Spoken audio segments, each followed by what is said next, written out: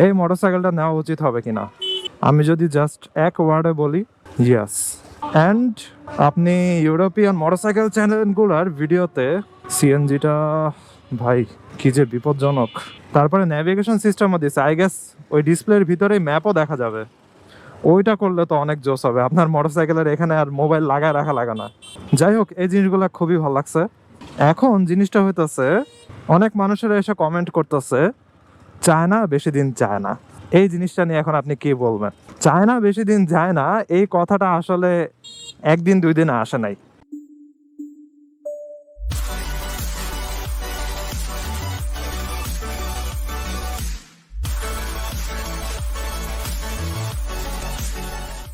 এই what is going on, সবার কি অবস্থা? বাজে এখন হচ্ছে বিকাল 4:45। আমি যাব বেড়িবাঁধের দিকে। মাত্র কালকে আমি বাইকটা ওয়াশ করেছি, আজকে দেখেন কি অবস্থা।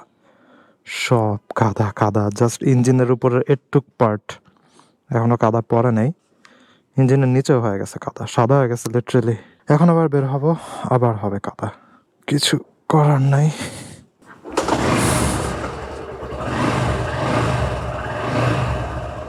আজকে রাতে তেল ভরতে যাব, 267 কিলোমিটার চলছে, 3 দাগ তেল দেখাইতেছে যা আছে।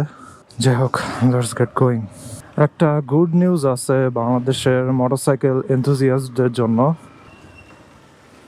আরো মাঝখানে দাঁড়ায় থাকেন আপনি, একটা ট্রাক আসতেছে, এদিক দিয়ে যাওয়ার কোনো স্পেস নাই, ও রাস্তার এই জায়গাতে সাইকেল নিয়ে দাঁড়ায় আছে, ফোন টিপতেছে।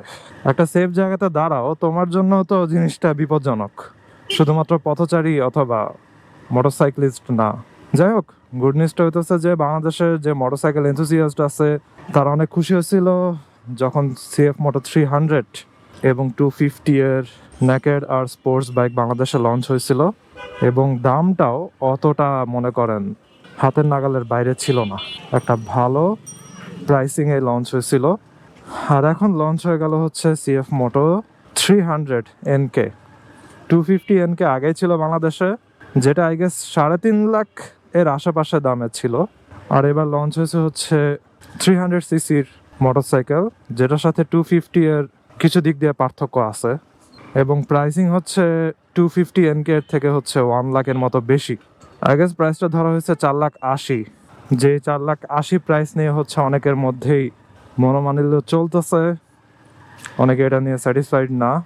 বাট আজকের ভিডিও হচ্ছে যে আমার পার্সোনাল অপিনিয়নে এই মোটরসাইকেলটা নেওয়া উচিত হবে কিনা। আমি যদি জাস্ট এক ওয়ার্ডে বলি, ইয়েস। আমার যদি দেশের বাইরে যাওয়ার প্ল্যান না থাকতো তাহলে আমি মোটরসাইকেলের কালেকশন করতাম। কালেকশনের ভিতরে থাকতে হচ্ছে হোন্ডা হর্নেট 2, নেকেড স্পোর্টস মোটরসাইকেলের ভিতরে আর কি, আর এই যে সিএফ মোটো, এই যে মোটরসাইকেলটা এনকে 300। ভাই এনকে 300 আসলেই খুব জোস একটা মোটরসাইকেল। তার উপরে হচ্ছে আপনি যদি এটার রিভিউ ভিডিও সার্চ করেন তাহলে পাবেন হচ্ছে ম্যাক্সিমাম ইউরোপিয়ান মানুষদের অথবা আমেরিকান মানুষদের হচ্ছে এটার রিভিউ, কারণ ওইদিকে হচ্ছে মোটরসাইকেল অলরেডি ভালো একটা মার্কেট করতে পারছে। চাইনিজ মোটরসাইকেলের ভিতরে এখন সবচেয়ে ভালো মার্কেট নিয়ে আসে হচ্ছে এই মোটরসাইকেলটা আর কি। ঘুরাবো কেমনে রে ভাই, দেখছেন জ্যাম কি বেড়িবাঁধের রাস্তায়। এই জ্যামটা হইতেছে, এখানে একটা ইটের বাঁধানো রাস্তা আছে, এই রাস্তাটার সামনে হচ্ছে বিশাল কাঁচা বাজারের মার্কেট, ওই একটা জ্যাম। এরপরে সামনে অনেক খালি একটা লম্বা রাস্তা পাওয়া যাবে শিকদার মেডিকেল পর্যন্ত। শিকদার মেডিকেলের পরে হচ্ছে আরেকটা জ্যাম আছে, ওইটা হইতেছে বউবাজারের জ্যাম। রাস্তারও কি বাজে অবস্থা। এই যে হইতেছে সেই ইটের রাস্তা, আর ডান দিকে বাম দিকে সব হইতেছে কাঁচা বাজারের আড়ত। সদরঘাটের থেকে এরা সব হচ্ছে আসে, ট্রাকে ট্রাকে করে জিনিস নিয়ে আসে, পরে রায়ের বাজার অথবা গাবতলী রোড ওদিকে হচ্ছে যায়। সব হইতেছে কাঁচা বাজারের জায়গা। এখান থেকে বের হয়ে একটু খালি রাস্তাতে গিয়ে আবার ভিডিওটা আমি অন করতেছি। অলরাইট, ফাইনালি বের হয়েছি বাসটার পিছন থেকে, এবার সোজা। ওকে, তাহলে হচ্ছে সিএফ মোটো 300 এনকে মোটরসাইকেলটা দেওয়া হয়েছে অলমোস্ট 300 সিসির একটা ইঞ্জিন, সিএফ মোটো ব্র্যান্ডের। তারপরে মোটরসাইকেলটার শেপ, ডিজাইন, এভরিথিং সিএফ মোটো 250 এর সাথে মিলে যাবে। আর একটার সাথে মিলবে, ওটা হচ্ছে কেটিএম ডিউকের সাথে। কারণটা হইতেছে কেটিএম আর সিএফ মোটো এগুলোর মোটরসাইকেলের ডিজাইন হচ্ছে সেম ব্র্যান্ডই করে, এই জন্যই কেটিএম যেহেতু ইউরোপিয়ান ব্র্যান্ড এবং ইউরোপিয়ান স্ট্যান্ডার্ড বজায় রাখে, তাই সিএফ মোটো হচ্ছে সেম ভাবেই কাজ করতেছে। অ্যান্ড আপনি ইউরোপিয়ান মোটরসাইকেল চ্যানেলগুলোর ভিডিওতে সিএনজিটা ভাই কি যে বিপজ্জনক। যাই হোক, ইউরোপীয় চ্যানেলগুলোর ভিডিওতে আপনি যদি দেখেন, তারা যখন কোনো চাইনিজ মোটরসাইকেল নিয়ে আলোচনা করবে, সবার আগে তাদের মুখে আসবে হচ্ছে সিএফ মোটো। আর রিসেন্ট কিছু ভিডিওতে আমি দেখতেছি তারা কিউজে মোটর নামে একটা ব্র্যান্ড আছে, যেটা বাংলাদেশেও আসছে। আমি কয়েকদিন আগে একটা ভিডিও করছিলাম, ওদের শোরুম আমি গেছিলাম, সো ওইটা নিয়েও এখন তারা কথা বলা শুরু করছে আর কি। দেখা যাক কিউজে মোটর কি করতে পারে, বাট সিএফ মোটো নিয়ে আমি বাংলাদেশে অনেক আশাবাদী। এটার কিছু কারণ আছে, ওগুলো আমি বলতেছি, এবং রিসেন্ট কয়েকটা ভিডিও আগে আমি এটা নিয়ে বলছিলাম একবার। তো সবার আগে 300N কে নিয়ে বলি। মোটরসাইকেলটাতে আর কি কোনো কিছুর কমতি রাখা হয় নাই। মোটরসাইকেল ইজ স্ট্যাকড, পুরো স্ট্যাকড একটা মোটরসাইকেল উইথ এভরিথিং, যত ফিচার আর কি দেওয়া যায়। সামনের পিছনের টায়ার হচ্ছে 110, 140, হয়তো পিছনে 150 দিলে একটু ভালো হইতো, but naked sports motorcycle I guess ঠিকই আছে।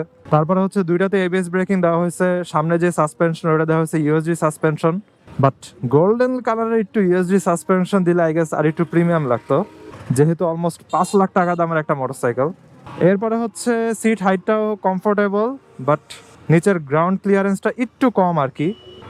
হর্স পাওয়ার খুবই জোস, টর্ক খুবই জোস, ইনিশিয়াল পাওয়ারও অনেক জোস, এবং বলা যায় বাংলাদেশের ওয়ান অফ দ্য মোস্ট টর্কিয়েস্ট মোটরসাইকেলের ভিতরে একটা এটা। তার উপরে হচ্ছে টপ স্পিড আমি হচ্ছে তাদের খাতা কলমে দেখলাম 162 কিলোমিটার পার আওয়ার, যেটা অনেক জোস। পরে আমি একটা ইউটিউব ভিডিওতে হচ্ছে দেখলাম, সার্চ দিয়েছিলাম আর কি মোটরসাইকেলটার অ্যাক্সেলারেশন এবং টপ স্পিড এসব জিনিস নিয়ে। সবগুলো ভিডিও মনে করেন ইউরোপ অথবা থাইল্যান্ডে মনে হয় কিছু ভিডিও আছে। যাই হোক, দেখলাম যে ক্রাউডেড একটা রাস্তা আর কি, যদিও হাইওয়ে, তারপরও হইতেছে প্রচুর পরিমাণে ভেহিকেল ছিল। ওই ভেহিকেলের ভিতরে ইজিলি আর কি খুবই কম সময় 162 স্পিডে উঠে গেছিল, এবং ভিডিওতে অনেক উইন্ড নয়েজ ছিল। আই গেস উইন্ডের বাধা যদি কম থাকতো তাহলে হয়তো আরেকটু বেশি উঠতো, হয়তো 165 এরকম যাইতো। দেখে আমার কাছে খুবই ভালো লাগছে আর কি। বলা যায় যে এখন বাংলাদেশে 250 অথবা 300 সিসি মোটরসাইকেলের ভিতরে সবচেয়ে পাওয়ারফুল মোটরসাইকেল হচ্ছে এটা। আর এত পাওয়ারফুল মোটরসাইকেল থামানোর জন্য হচ্ছে এবিএস সব কিছু ফিচারই দেওয়া হয়েছে। আর আরেকটা জিনিস দেওয়া হয়েছে, ওইটা হচ্ছে ডিসপ্লেটা 250 এর থেকে অনেক অ্যাডভান্স। 250-তে হচ্ছে এরকম টাইপের kind of display, semi digital নাকি full digital I don't know, ওটাতে কি বলে। আর সিএফ মোটো 300N-কে দেওয়া হয়েছে একদম ফুল ডিজিটাল ডিসপ্লে, যেটা খুবই জোস। আর ওই ডিসপ্লেতে হচ্ছে অনেক ধরনের ফিচার দিচ্ছে, যেগুলা মনে করেন ফোনের সাথে কানেক্ট করলে আপনার আনলক হবে। তারপরে ন্যাভিগেশন সিস্টেমও দিচ্ছে, আই গেস ওই ডিসপ্লের ভিতরেই ম্যাপও দেখা যাবে। ওইটা করলে তো অনেক জোস হবে, আপনার মোটরসাইকেলের এখানে আর মোবাইল লাগায় রাখা লাগে না। যাই হোক, এই জিনিসগুলো খুবই ভালো লাগছে। এখন জিনিসটা হইতেছে, অনেক মানুষেরা এসে কমেন্ট করতেছে চায়না বেশি দিন যায় না। এই জিনিসটা নিয়ে এখন আপনি কি বলবেন? চায়না বেশি দিন যায় না, এই কথাটা আসলে একদিন দুই দিন আসে নাই। অনেক বছরের বিভিন্ন ঘটনাতে, বিভিন্ন মনে করেন চাইনিজ ব্র্যান্ডের আস্তে আস্তে অকাল মৃত্যু হওয়াতে এরকম কথাগুলো আসছে। যেমন আগের বছরে অথবা 1-2 বছর আগে 13GB বাংলাদেশে আসছিল, এবং 13GB মোটরসাইকেলগুলো মোটামুটি পপুলার হয়েছিল, এবং বাংলাদেশের যত মোটরসাইকেল ইনফ্লুয়েন্সাররা আছে তারা ম্যাক্সিমামই হচ্ছে 13GB নিয়ে ভিডিও করছিল, এবং হচ্ছে সবাই অনেক আশাবাদী ছিল মোটরসাইকেলটা নিয়ে। বাট কি হয়েছে, 13GBর পার্টস পায় না, সার্ভিস পায় না, বিভিন্ন ধরনের সমস্যা দেখা দিছে, এরকম সেরকম। তারপর আস্তে আস্তে মোটরসাইকেলের সবকিছু বাংলাদেশ থেকে বিলুপ্ত হয়ে যাওয়া শুরু করে দিছে আর কি। এখন সিএফ মোটর ভবিষ্যৎ কি এরকম কিনা, এই জায়গাতে আমি বলতেছি যে সিএফ মোটর নিয়ে আমি অনেক বেশি আশাবাদী অ্যাকচুয়ালি। আমার নিজের যদি বিদেশে যাওয়ার প্ল্যান না থাকতো তাহলে আমি নিজেই মোটরসাইকেলটা নিতাম। কারণটা হইতেছে এই যে সিএফ মোটর শুধুমাত্র বাংলাদেশের শোরুম খুলতেছে না, তারা 3S সার্ভিস সেন্টার বাংলাদেশের যত জায়গাতে পারা যায় আস্তে আস্তে সবাই খুলতেছে। তারা আসলে মেইন জায়গাটা ধরতে পারছে। ইউরোপে তারা যেরকম করছে আর কি, মোটরসাইকেলের পাশাপাশি হচ্ছে সার্ভিসিং এর অ্যাভেলেবিলিটি রাখছে। এখন অনেক মানুষের এই জিনিসটা কমেন্ট করছে যে মিয়া আপনি অনেক পাওয়ারফুল মোটরসাইকেল নিছেন, এই সেই, আপনি বলতেছেন যে ইউরোপীয় স্ট্যান্ডার্ড। এখন ইউরোপের রাস্তা আর বাংলাদেশের রাস্তা তো সেম না। এই যে বাংলাদেশে দেখছেন আমি কেমন রাস্তাতে চালাইতেছি। এখন আমি যে মোটরসাইকেল ইউজ করতেছি এটা হচ্ছে হোন্ডা ব্র্যান্ডের, হোন্ডা এক্স ব্লেড। এখন এটার সার্ভিস সেন্টার অথবা পার্টস মনে করেন সব জায়গায় অ্যাভেলেবল। শোরুমে তো আছে, এছাড়া বংশাল টংশাল বিভিন্ন জায়গাতে আসল নকল মিলে সব ধরনের পার্টসই আছে। কোনো সমস্যা হলে কিছু হইলে আমি ইজিলি সবকিছু পাবো, সার্ভিস করাইতে পারবো আরামসে। আমি 2 বছর চালায় ফেলাইছি, আমার বড় কোনো সার্ভিসিং কোনো কিছু এখনো করানো লাগে নাই। তো জিনিসটা হচ্ছে যে মানুষের এটাই বলতেছিল যে বাংলাদেশের রাস্তা আর ইউরোপের রাস্তা তো সেম না, বাংলাদেশের রাস্তা অনেক ভাঙ্গাচুরা, বিভিন্ন জিনিসের ভিতর দিয়ে মোটরসাইকেলে যাওয়া লাগবে। তাই মনে করেন বিভিন্ন জায়গাতে সার্ভিসিং এর দরকার হবে, কিন্তু ওগুলো তো তারা পাবে না। ওই কোশ্চেনের অ্যান্সার দেওয়ার কারণেই হচ্ছে সিএফ মোটো এখন বাংলাদেশের বিভিন্ন জায়গাতে সার্ভিস সেন্টার খুলতেছে, তারপরে বিভিন্ন জায়গাতে হচ্ছে ডিলারশিপ খুঁজতেছে, মানুষের সাথে হচ্ছে কন্ট্যাক্ট করতেছে যারা নতুন বিজনেস করতে চায়, ওই জায়গাতে শোরুম খুলে দিতেছে। এই তো, ওরে ভাই রে ভাই, এত কাদা, একদম সোজা যাই, সোজা সোজা সোজা, নাইস, পার হয়ে গেছি। এত কাদা, আমার মোটরসাইকেল শেষ পুরাই। সো এই জন্যই হচ্ছে আমি বলছি যে আমি সিএফ মোটো নিয়ে আশাবাদী, এবং আরেকটা ভিডিও আছে ওইখানে আমি এটা বলছি, ওটা চাইলে আপনারা চেক করতে পারেন। এখন এটা নেওয়া উচিত হবে কি না? Absolutely yes. আপাতত ঢাকা যারা আছে তাদের জন্য অ্যাবসলিউটলি ইয়েস। 300cc অথবা 250cc সেগমেন্টের ভিতরে one of the best motorcycle right now. 300 যদি বলেন তাহলে এখন পর্যন্ত আর কি বেস্ট, টর্কিয়েস্ট আর হচ্ছে টপ স্পিডের মোটরসাইকেল। আমি ক্রুজারের কথা বলতেছি না, ক্রুজারের দিক দিয়ে তো রাইট নাও বাংলাদেশের রয়্যাল এনফিল্ড বেস্ট। তো আজকের ভিডিও এখানে শেষ করি। I hope you guys like this video, and if you are watching for the first time kindly subscribe. See you next time. ভালো থাকুন, সাবধানে রেড করেন, টাটা। I wake up to a little bit of drool on my pillow, feel like it's gonna be a bad day. Yeah, I'm tired of shit, and the coffee ain't hit yet, damn ain't that great. I don't wanna go to work, cause my boss is a jerk, and I'm not even that paid. I need a change in my life, cause I don't feel alive, and there's nothing that makes me happy.